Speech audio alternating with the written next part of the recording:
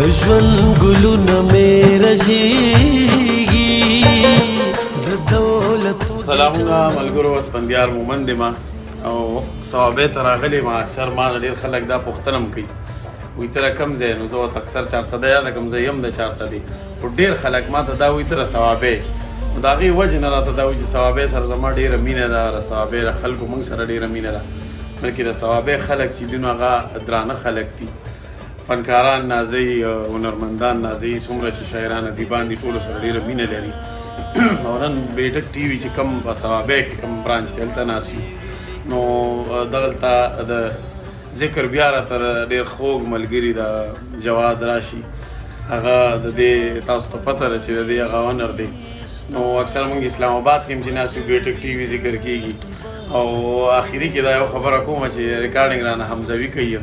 نو حمزوي چې خبرې ونه کړي نو پکار چې موږ یې وستایو.